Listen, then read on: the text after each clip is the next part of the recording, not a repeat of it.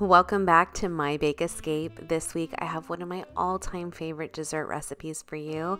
This is my recipe for a classic, creamy, delicious cheesecake.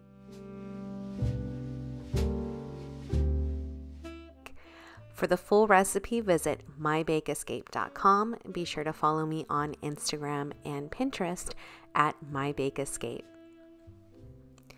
So for this recipe, you'll only need a few ingredients. I start with the graham cracker crust, which calls for graham crackers, of course. These are just the original flavored, not the cinnamon flavored. Along with the graham crackers, you're going to need some melted butter, granulated sugar, and salt. And I am using a food processor for this. You don't necessarily need a food processor to make this, but it does make things a lot faster and easier.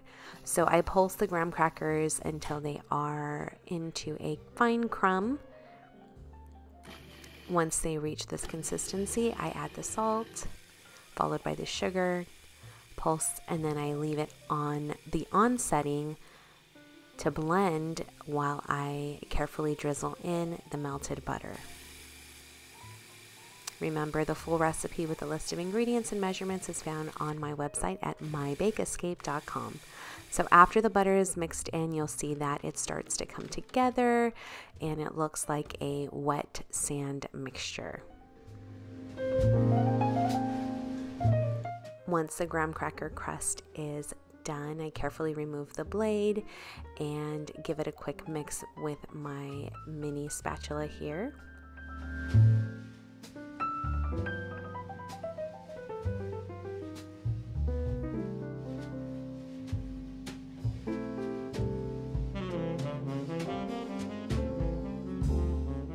So the crust will need to pre-bake before adding the cheesecake filling, and I am using a spring form pan to make this cheesecake.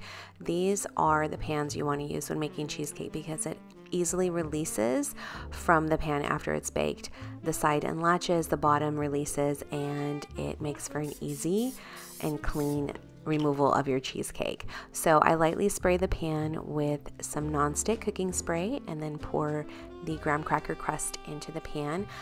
I personally like a thick, tall crust on my cheesecake, so I went ahead and pressed this into the pan pretty evenly, and then also up the sides of the pan.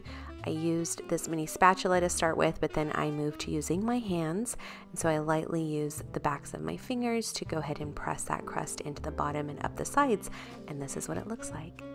So this is going to bake in a 350-degree Fahrenheit oven for about 8 minutes. Once it has baked for 8 minutes, I removed it from the pan and let it cool while I worked on the filling. So I actually made 2 cheesecakes.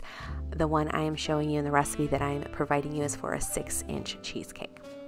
All right, so for the filling, you're gonna need some cream cheese, granulated sugar, 1 egg yolk, 2 whole eggs, a little bit of salt, vanilla extract, and vanilla bean paste. If you are unable to get vanilla bean paste, you could just double up on the vanilla extract. So once again, I'm using a food processor to make the filling. You could use a blender or mix everything by hand with a hand mixer or in the bowl of a stand mixer.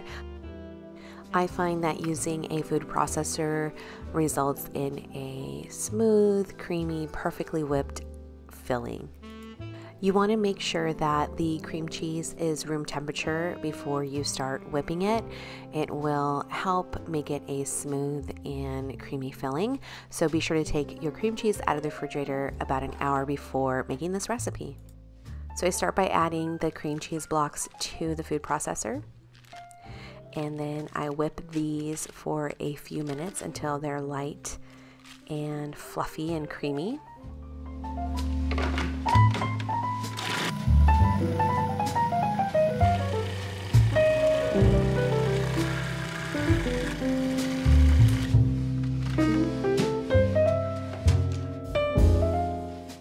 Then at this stage, I added the granulated sugar,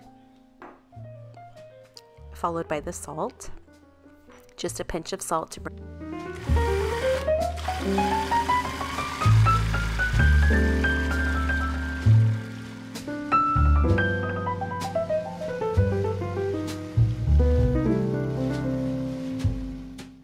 So you'll see that the filling is pretty thick right now, and that's okay because we're going to add the eggs and it's really going to thin out the filling.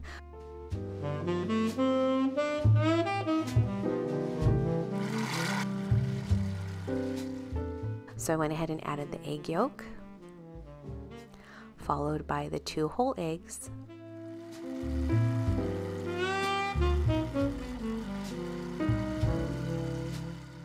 And you'll see how thinned out the filling is now. And then I add the vanilla extract, followed by the vanilla bean paste.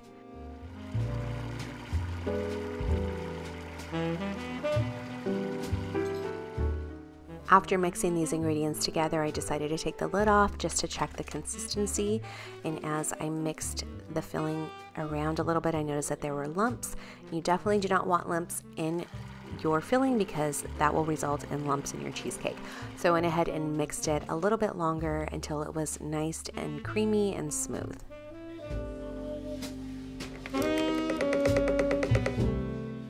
Now that the filling is made and the crust has baked and cooled, I'm going to prepare the pan for baking the cheesecake. Since this is a springform pan, there is a seal at the bottom, and I'm going to bake this in a water bath. And so I want to make sure no water gets into that seam. So I wrap the bottom of the pan with some foil. And the reason for baking this in a water bath is to avoid cracks from forming on your cheesecake when it's baking in the oven. It just adds a layer of moisture and, like I said, helps avoid those cracks that sometimes happen in cheesecake. So I went ahead and poured this delicious filling in that cooled crust, and it is ready to go back in the oven at 350 degrees for about 50 to 65 minutes, really depending on the size of the cheesecake. This is a 6-inch, so it will probably be ready more closer to 50 minutes.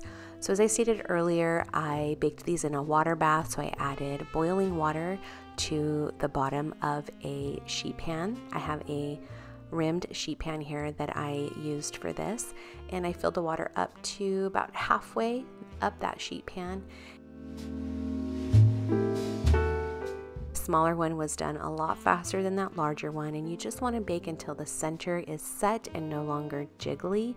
And this is what it looked like after baking for about 55 minutes.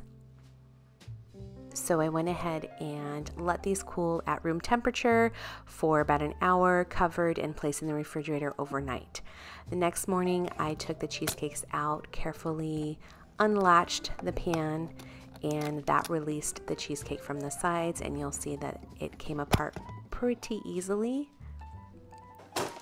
And this is what the cheesecake looks like after being chilled overnight in the refrigerator. This is one of my favorite recipes for a classic cheesecake. There's so many variations that you can make. I like to add a sour cream topping to mine sometimes, and I can definitely post another video where I do that. The larger cheesecake I made as a pecan cheesecake, so I did a topping of caramelized pecans, and it was amazing. So that recipe will come out probably closer to the holidays.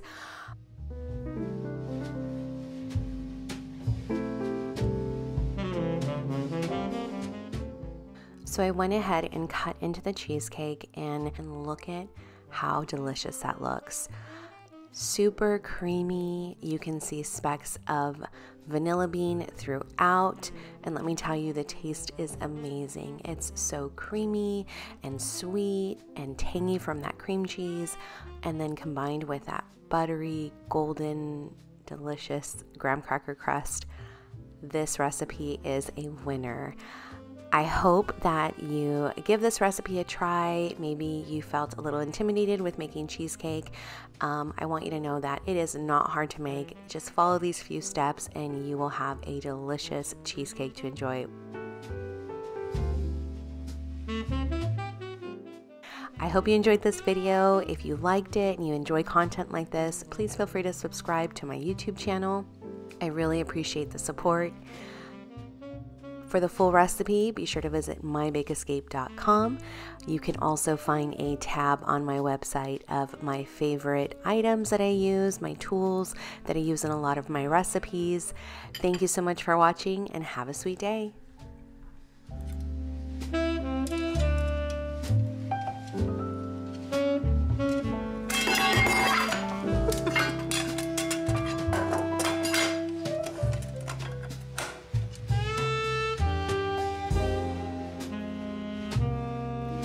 Go!